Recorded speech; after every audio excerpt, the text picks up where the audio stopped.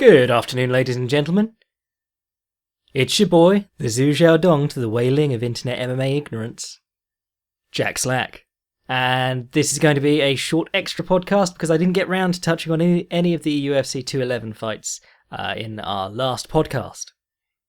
This being a sub-episode of the podcast makes it a 0.5 episode, and last episode was episode 37, so inadvertently I have made episode 37.5 an accidental homage to UFC 37.5, itself a last-minute event. That was the one headlined by Chuck Liddell versus Vitor Belfort, I think. Anyway, we're 180-something, I don't know. UFC's ahead of that now, and today we're talking about UFC 211. Lots of fun stuff going on this card.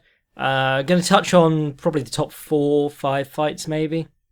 All sorts of cool stuff happening in the meantime. We've got Chaz Skelly versus Jason Knight. Chaz Skelly famous for the very quick submission of Maximo Blanco.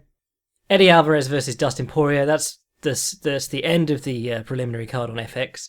Why is it on FX? Nobody knows. But that's the end of the preliminary card, and that's a really good matchup. If you've been keeping up with any of the interviews with Eddie Alvarez recently, they're really insightful. He was talking about what's the worst that can happen once your worst nightmare's already happened in front of thousands of people or millions of people or however many people tuned in for UFC 205. I started writing an article about this week, and I ditched it to work on some more interesting stuff, but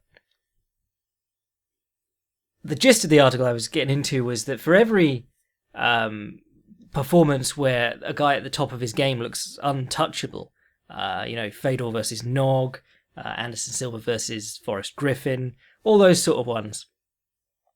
We remember how great the one guy looked, but it's also the most embarrassing night of someone else's life, for the foil. And things like that are to do with matchups, because, at the highest level of the game, you're not going to get blowouts like that very often. And if they do occur, it's normally because one guy's style plays directly into the strengths of another guy's. Like Forrest Griffin, not a very hard hitter, but not very strong takedowns either. So he wanted to try and outpoint Anderson Silva, but he couldn't hit him hard enough to make a difference, and just had to keep wading in, throwing punches that did nothing. And Anderson Silva, obviously, a phenomenal counter-striker, and an even better counter-striker if he doesn't have to worry about getting hit hard. But Eddie Alvarez against Conor McGregor is a great example, because Eddie Alvarez is a guy who does most of his work with his hands, has to get close to do it, and obviously Conor McGregor, the backstepping counterpuncher, who had a reach and height on him, bit of a nightmare for him. That being said, for every one of those embarrassing performances where that comes to represent that fighter, that's the thing everyone remembers about them, for everyone like that, there are others. People remember Forrest Griffin for that Anderson Silva fight. People remember Oliver McCall, not for the win against Lennox Lewis, but for the mental breakdown he had in the ring against Lennox Lewis the second time. But there are a few examples of guys who've pulled themselves up from what should have been an irredeemable point in their career, and gone on to do great things. I mean, the best one I can think of is Roberto Duran. After the No Mass fight, everyone was like, "Who quits in the ring? That guy's done. No one's ever going to want to watch him fight again. He's lost the will to fight, blah, blah, blah." Roberto Duran obviously went on to have a very successful career, even in the aftermath of that. Did he draw the third fight with Leonard? I can't remember, but he went on to give Marvin Hagler a great test. He went on to beat Iran Barkley with a huge size disadvantage. He won a title off Davey Moore. He had a lot of great moments in his career after that, and that one moment that everyone said was like, that's the end of his career, that's all he'll ever be known for now, that was basically expunged. If you go on the No Mass fight on YouTube, it's still full of people being like, "Oh, Duran was always a quitter," who are clearly not familiar with his incredible career as a lightweight before he even met Leonard, and all the stuff he did after that. But, dickhead's gonna dickhead. So anyway, yeah, it's a big fight for Eddie Alvarez.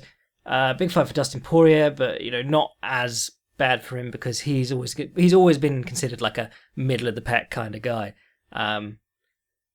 Actually, someone was asking me about Justin Gaethje, perfect fight for him coming in, and I thought Dustin Poirier would be great, because Dustin Poirier loves a good tear up, but also a little bit chinny. Conor McGregor famously said that if he gets touched, he does the chicken dance, which was a bit of an exaggeration. But if you're lunging in and getting clipped by guys like Akira Kurosane, you're not as defensively sound as you maybe should be. Interesting matchup here because Dustin Poirier obviously loves his counter right hook as a southpaw. Eddie Alvarez likes to go in low and throw that right hand to the body. I think from Poirier, I'd like to see better use of his length. I'm always wanted to see Poirier throw straight punches, but he seems to have very little interest in doing it.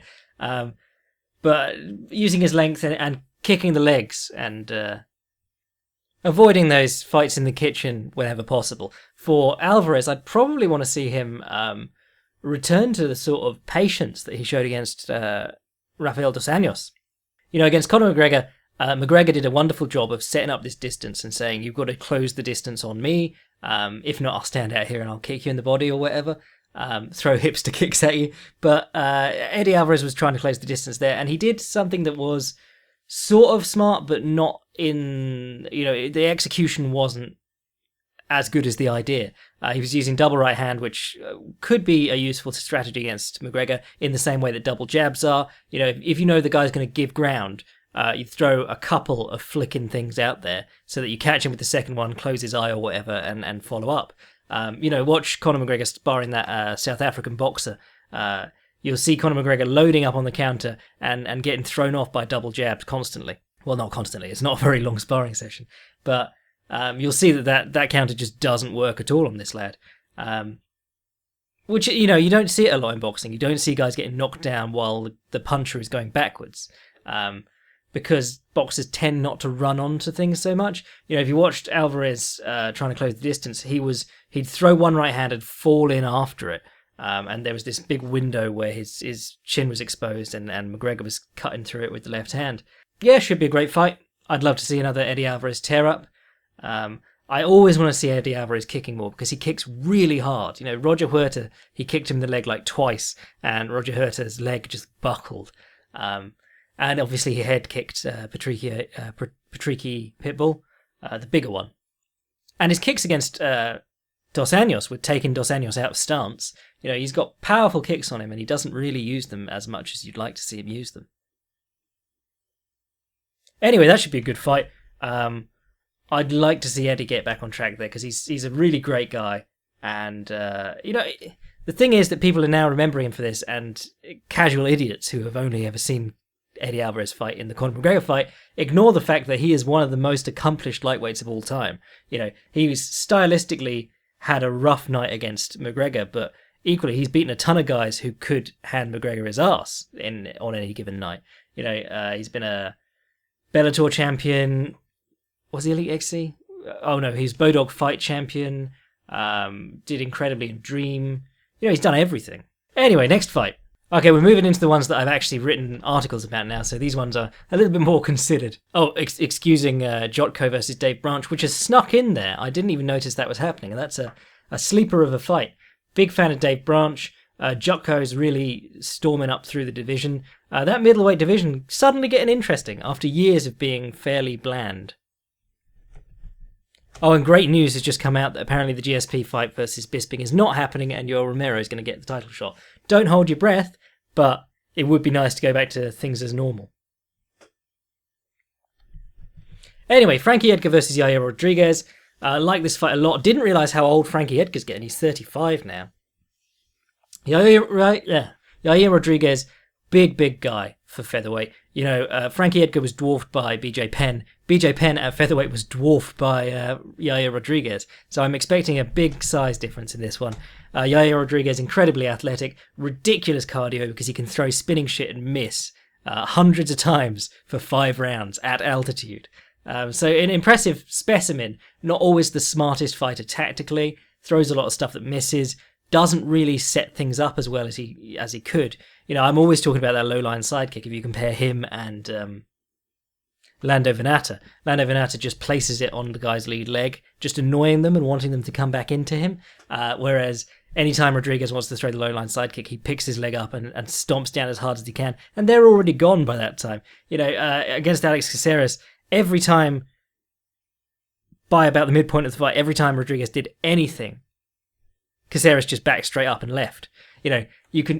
The whole thing about spinning stuff is that while it is hard to do the basic action of spinning, the harder thing is convincing to people to actually stand there while you spin and kick them. Because almost, every technique under the sun is killed if you back off to a distance where it doesn't reach. Some ring cutting could really help Yair Rodriguez. And when he does his spinning combinations and then runs in with punches afterwards, he ducks his head down and throws like he's swimming front crawl. And the guy's boxing is not good. But, it's got time to grow and develop. Frankie Edgar, obviously brilliant at level changes and feinting to draw out his opponent's intentions. If you watch the fight with Uriah Faber, it's just a clinic on, the first round is basically Edgar finding out what Faber's going to do. So he realises Faber's going to run in with the overhand right, and any time Edgar's going to go at him, Faber's going to try and check hook him with the lead hand.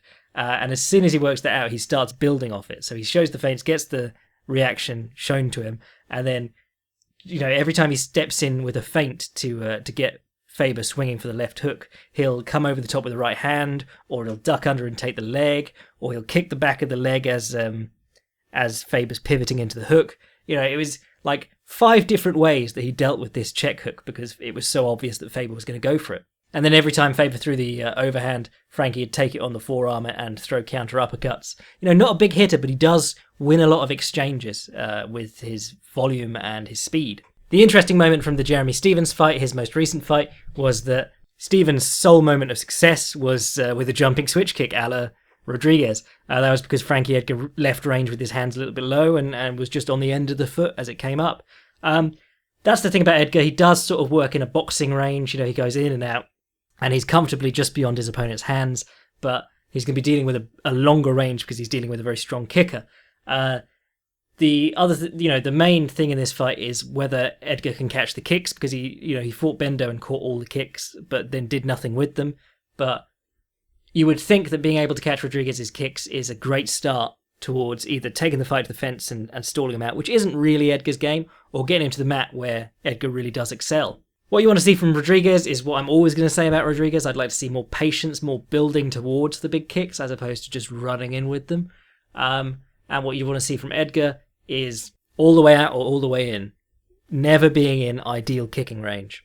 Next fight, Damian Maia versus Jorge Masvidal. This fight's interesting because Masvidal has a takedown defense percentage of something like 80. The guy stops a lot of takedowns. You have to do 5 to get 1 on him. He fought Rustam, he's Russian. Rustam Kabalov, whoever, that Dagestani chap. And he stopped, the vast majority of Kabalov's takedowns. The thing is that Kabalov is a very different wrestler to Damian Maia. Kabalov stands with his back to the fence, shooting into the center of the cage, so that the opponent doesn't use the cage to hold themselves up or fight up along. Damian Maia, meanwhile, is a guy who takes guys down along the fence, using the fence, and if they stand up along the fence from their guard or they're trying to stay up along the fence, he's very good at taking their back off that.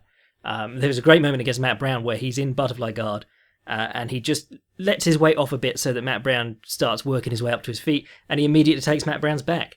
The guy is a genius along the fence. What interests me in this fight is whether Masvidal can stay away from the fence to prevent Maia from dragging him down or getting on his back. And if they do hit the ground, does Masvidal's ring positioning affect how he gets up, or if he can get up? Because the fence, as much as it can help the guy securing the takedowns in that he can push you to the fence and there's nowhere for you to run, it is also a great help to the guy on the floor because he can use it to wall walk up. Very interesting fight. I mean, the main thing for me in this fight is that I would like to see Masvidal use some ring craft, stay away from the fence, try and stay in the middle of the ring, make Maia shoot the long shots out in the open where he's not that, he's not as good at shooting those long shots out in the open. He was missing all sorts against Matt Brown, and then start to pick at him with the jab and don't even bother kicking, because Masvidal in his fights with Ellenberger and Habalov, every time he kicked with his right leg, he'd just throw it naked, and almost every time it'd get caught and he'd get countered. And there's no point in doing that. If it's not going to achieve anything, just keep the kicks away. But using that jab that he used so well against Cerrone, not as aggressively, but just picking up points while he's tiring Maia out. I think doing that, but aiming for the 3 rounds and hoping, to do enough to cause a stoppage before then, or tire Maia out and get the stoppage before then, is probably a sounder strategy than looking for big knees or big uppercuts as Maia ducks in or whatever. For Maia, just keep doing the same thing he's always doing. I mean, we can talk about what he could do in the striking, but at this point, I don't think it even matters. I don't think he's going to try. He'll just dive after the shot over and over again, pull the guy on top if he can't get it. And that's what's so important about Maia compared to other one-dimensional wrestlers. He's happy to pull the guy on top of him. And, that works really well for him. It keeps him from being a one-dimensional threat on the feet and makes him sort of like a two-dimensional threat on the feet. But if Maia were going to do something, I think kicking just to encourage Masvidal to kick back would be a good idea, but sticking exclusively to low kicks because Masvidal is very good at catching and parrying kicks, as he demonstrated against Donald Cerrone and Ellenberger and countless others. Next fight. Jędrzejczyk versus Andrade. I love this fight. This is the most interested I've been in a Jędrzejczyk fight ever. Love Jessica Andrade. She's a rough diamond. Like, her striking technique, not great, but the aggression and the methodology is fantastic. And she was one of those Brazilians who came in like the Vanderlei Silva style. You saw it with Cyborg too, just windmilling for the head. And since then, she's realised that hitting the body works really, really well. Something that Vanderlei never did. And it has worked amazingly. The stoppages she's picked up recently, not so much the Calderwood one, but the Penne one. You don't see a lot of knockouts in the strawweight division for a start, but a great way for women to start picking up more knockouts. Firstly, kicks, because they're heavier. But secondly, working the body. Because it takes a lot of force to knock someone unconscious with a blow to the head. It just takes repeated effort to make someone basically quit from being hit in the body. Now, if you saw the Angela Hill fight, I thought that was absolutely brilliant. Angela Hill had a lot of success in that fight. People got distracted by her getting hit very hard at several points in that fight. But when she was sticking to long, straight techniques, long linear techniques, she was doing very well. When she kept her distance and kicked the legs carefully, she did well. But a lot of the time, it was when she stepped in to throw her right hand, which obviously she's very proud of because she knocked out a few people in Invicta with that. But it was when she stepped in to throw her right hand and do the things she was confident in hurting people with that Andrade could chase her out of the exchange. She could chase her to the fence off of that. It was getting close enough that Andrade could actually swing at her. When she was using the jab, and she used a really nice intercepting knee with the lead knee, and working from distance, she did wonderfully.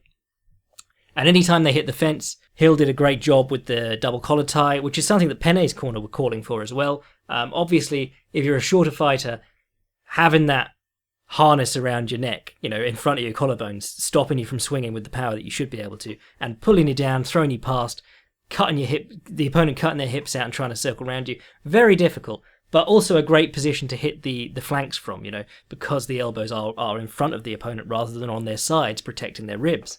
It's a interesting duality, that position, and how it plays off often affects fights. Nick Diaz would put himself in the double collar tie along the fence just to hit the body. Other guys like Demetrius Johnson and Fabricio Verdum use the double collar tie to get off the fence masterfully. So it's swings and roundabouts. I don't know what the correct term is, but it's a situation where it could be advantageous to either fighter.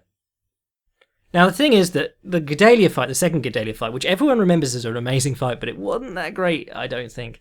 The thing was that the pressure Gedalia brought was brilliant for the first 2 rounds, but she is the epitome of a 2-round fighter. She gassed herself out by the end of the second round and then just lost the other 3 based on the fact that she was barely keeping up with Jędrzejczyk on the feet.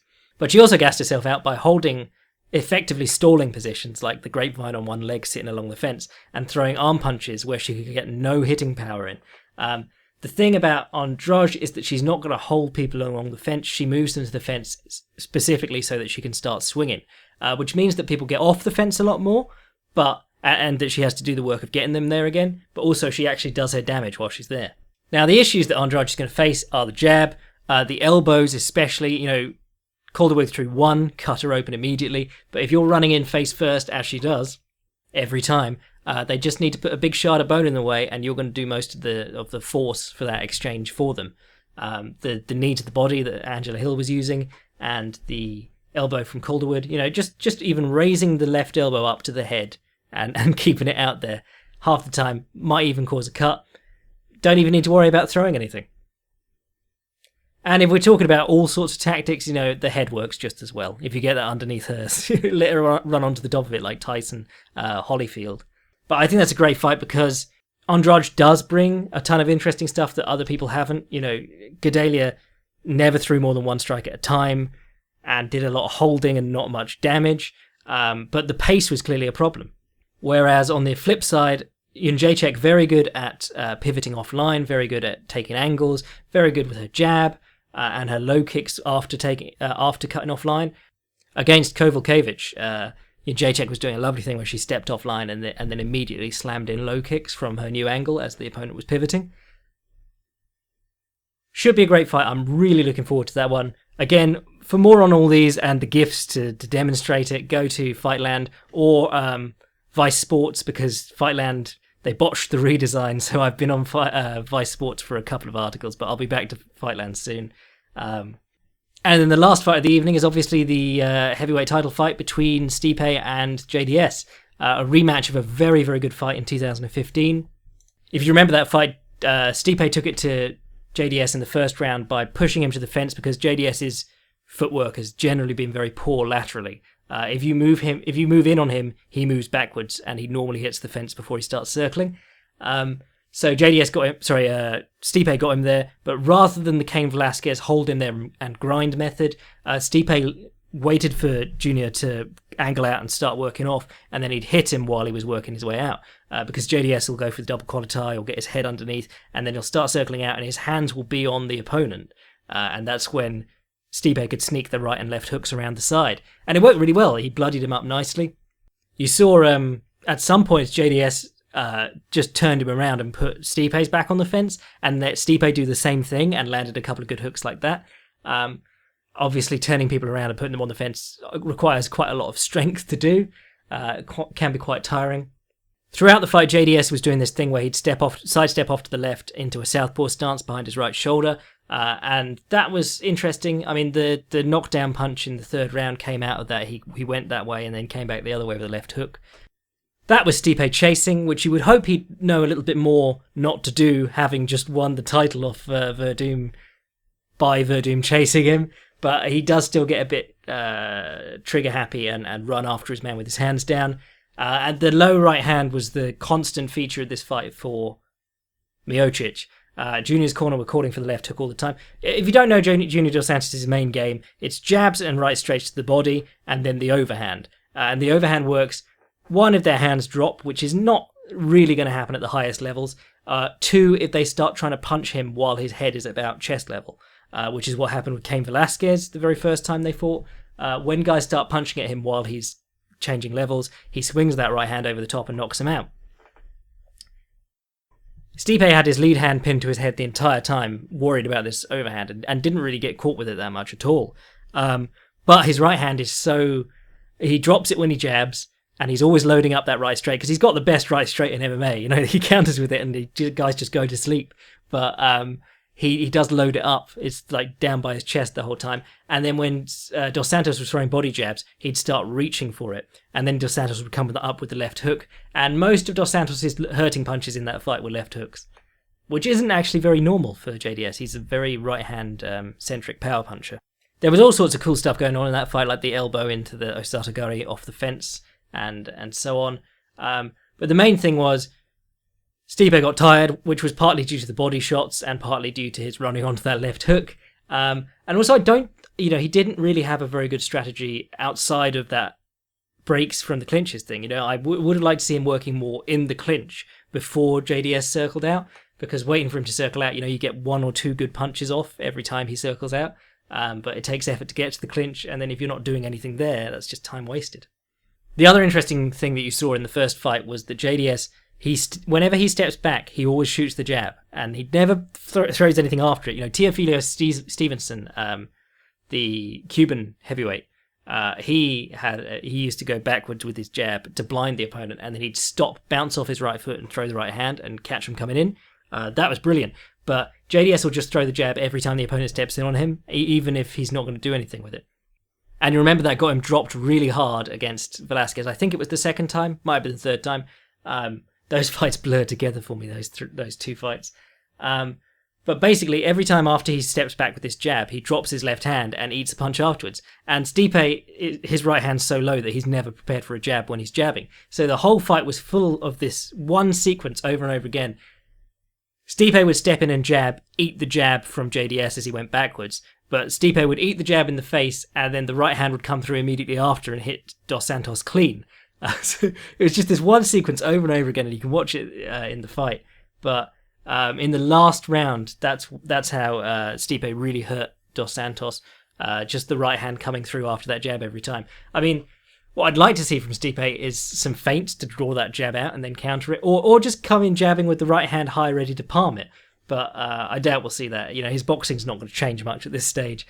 I would love to see him kick more, because Dos Santos fights in that very long stance. And it's a nice way to keep his mind off stepping in with punches and then stepping in with punches. You know, Overeem did brilliant work kicking JDS and then suddenly stepped in with a big punch and knocked him out. You know, that wasn't Overeem outboxing him, that was Overeem out kickboxing him. But the punches did the job in the end.